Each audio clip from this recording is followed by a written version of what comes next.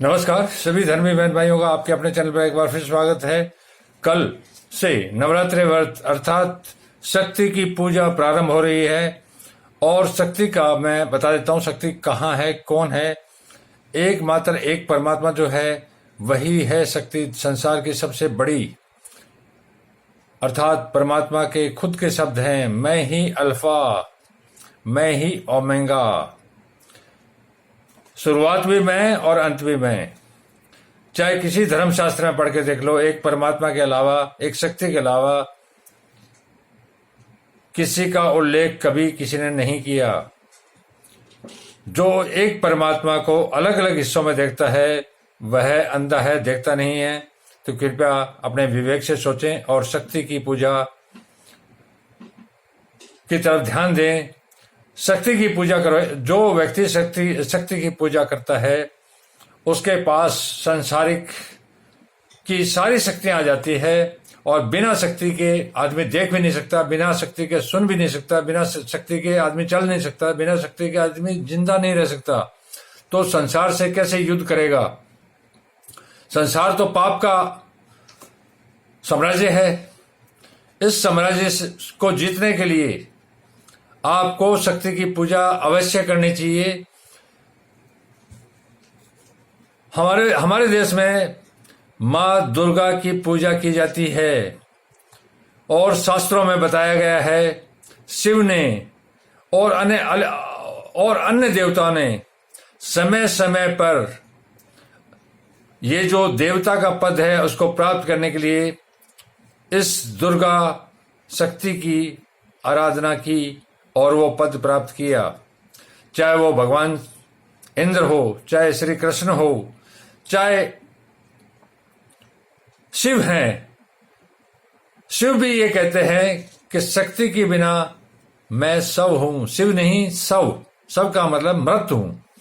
तो शक्ति की महिमा बहुत है और कल से श्रेष्ठ नवरात्रि व्रत शुरू हो रहे हैं। नवरात्रि व्रत साल में 2 बार आते हैं और दोनों ही बहुत महत्वपूर्ण है। दोनों का अलग अलग उसमें है। तो सबको शक्ति के नवरात्रि व्रत साल में 2 बार करने चाहिए। आज मैं शक्ति के व्रत की अर्थात महानवमी विजयादशमी व्रत की कथा जो श्री कृष्ण ने भगवान ने अपने मुखमंडल से कही है वह बताऊंगा और इस व्रत का महत्व बताऊंगा। कृपया ध्यानपूर्वक सुने और धर्मी होने का लाभ उठाएं। भगवान श्री कृष्ण बोले, अर्थात माता के लिए जो दुर्गा माँ है, शक्ति है, वह परम शक्ति सर्वव्यापिनी भावगम्य अनंता और आधा आदि नाम से विश्व विख्यात है। उनका काली, सर्वमंगला, माया, कात्यायनी, दुर्गा, चामुंडा तथा शंकर प्रिया आदि अनेक नाम रूपों में ध्यान और पूजन किया जाता है। देव, दानव, राक्षस, गंधर्व, नाग, यक्ष, किन्नर, नर आदि सभी अष्टमी और नवमी को उनकी पूजा और अर्चना करते हैं।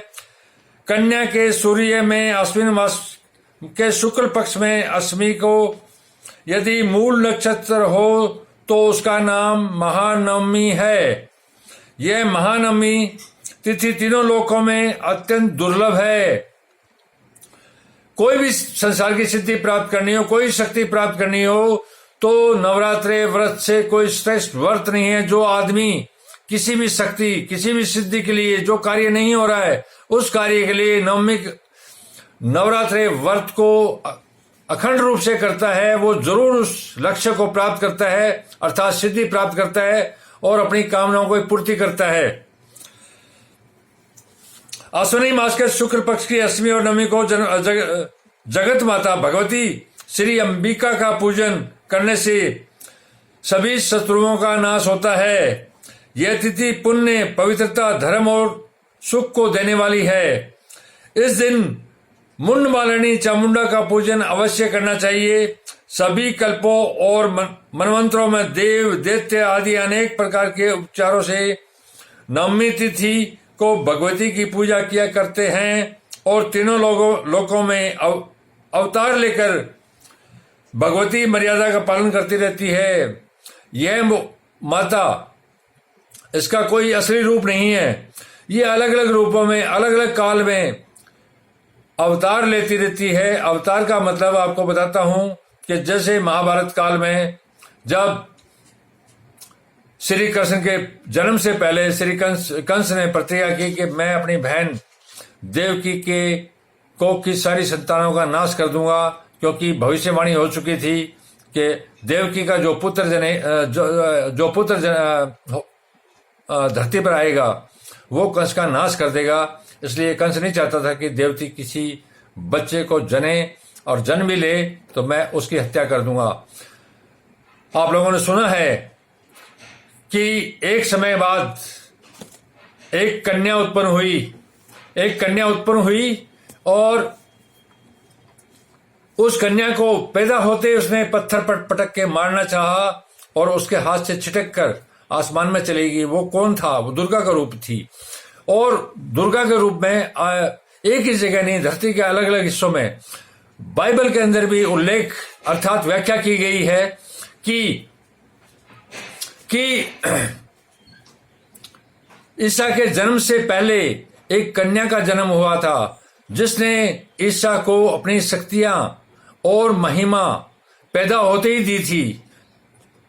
उन्हीं शक्तियों की वजह से ईसा ने वो महान कार्य किए जो धरती पर कोई नहीं कर सकता।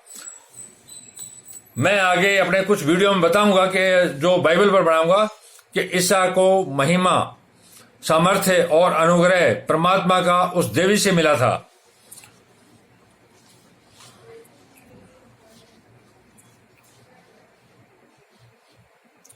भगवती मर्यादा का पालन करती रहती है। यही प्रारंभा जगमाता भगवती यशोदा के गर्भ से उत्पन्न हुई थी और वे कंस के मस्तक पर पैर रखकर आकाश में चली गई और फिर विंध्याचल में स्थापित हुई। तभी से पूजा प्रारंभ हुई थी, अर्थात कंस के मस्तक पर पैर रखे आसमान में चली गई थी और वहां से भविष्यवाणी की थी कि तेरा काल तो पैदा हो गया है, तो मुझे क्या मारेगा। इसी से इस व्रत का प्रारंभ हुआ था। तो इसका बहुत ज्यादा महत्व है, जो बहुत ज्यादा महिमा है। भगवती का यह उत्सव पहले से प्रसिद्ध था, परंतु सभी प्राणियों के उपकार के लिए तथा सभी विघ्न बाधाओं की शांति के लिए ही मैंने अपनी बहन के रूप में भगवती विंध्य वासिनी देवी की महिमा का विशेष रूप से प्रचार किया। विंध्य वासिनी भगवती के स्थान में 9 रात्रि, 3 रात्रि, 1 रात्रि उपवास या अयाचित व्रत अथा नक्तव्रत कर अनेक प्रकार के उपचारों से भगवती की आराधना करनी चाहिए।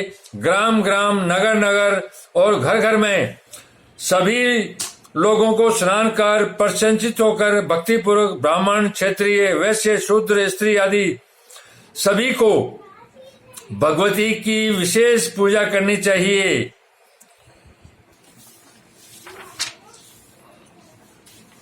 जो व्यक्ति और जो माता बहन इस मेरे द्वारा इस जगत जननी की जो महानवमी तिथि की जो व्रत कथा मैंने आपको बताई है, व्रत उसकी महिमा बताई है, जो इन नवरात्रों में सुने, मेरे वीडियो को सुने और इसका लाभ उठाएं और जो उपाय बताए गए हैं कि उसका शुद्ध रूप से होके अपना मन और तन दोनों को शुद्ध करके इन नवरात्रे व्रत में अपना खुद का और परिवार का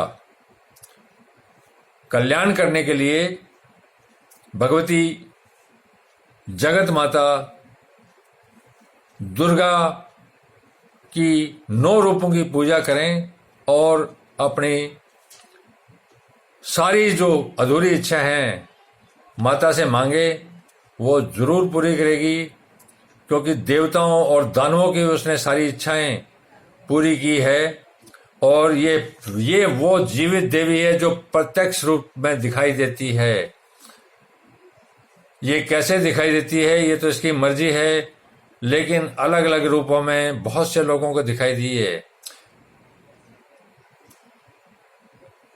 इज़राइल में ईसा को जन्म के समय दिखाई दी और श्री कृष्ण के जन्म के उपरांत ये आई और भविष्यवाणी आकाश में जाके कर दी कि कंस तेरा काल तो गोकुल में दूध पी रहा है।